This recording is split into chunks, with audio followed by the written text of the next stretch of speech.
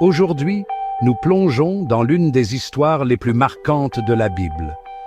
C'est l'histoire de Saul de Tarse, qui deviendra plus tard l'apôtre Paul. Si vous cherchez un récit de rédemption et d'intervention divine, vous êtes au bon endroit. Saul est né à Tarse, une ville située dans l'actuelle Turquie. Citoyen romain et pharisien, il était un fervent connaisseur de la loi juive. Son dévouement à sa foi était sincère, mais il a pris une tournure sombre. Il considérait les premiers chrétiens comme une menace pour le judaïsme et s'est donné pour mission de les persécuter. Et oui, celui qui allait devenir l'un des plus grands défenseurs du christianisme était autrefois son plus farouche opposant. Un jour, alors que Saul était en route pour Damas, muni de lettres pour arrêter les chrétiens qu'il y trouverait, un événement extraordinaire se produisit. Une lumière aveuglante venue du ciel l'entoura et il tomba à terre.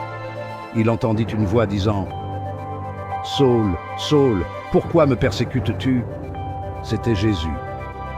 Frappé de cécité, Saul fut conduit à Damas. Pendant 3 jours, Saul resta aveugle, sans manger ni boire. Pendant ce temps, le Seigneur parla à un disciple nommé Ananias, lui demandant d'aller voir Saul. Ananias était naturellement hésitant, connaissant la réputation de Saul. Mais il obéit. Il imposa ses mains sur Saul, et quelque chose comme des écailles tomba de ses yeux. Il pouvait voir à nouveau. Plus encore, il fut baptisé et rempli du Saint-Esprit. À partir de ce moment, Saul devint un homme nouveau. Il prit le nom de Paul et consacra sa vie à la diffusion du message de Jésus-Christ. Il voyagea beaucoup, prêchant, fondant des églises et écrivant des lettres qui allaient devenir une partie importante du Nouveau Testament.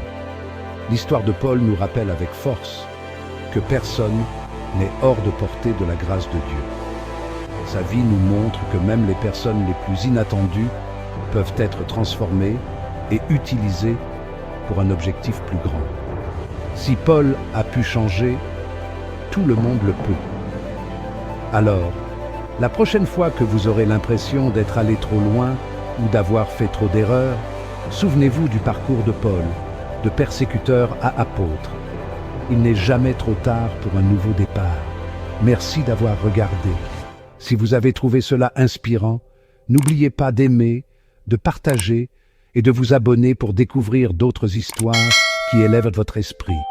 Prenez soin de vous et que Dieu vous bénisse.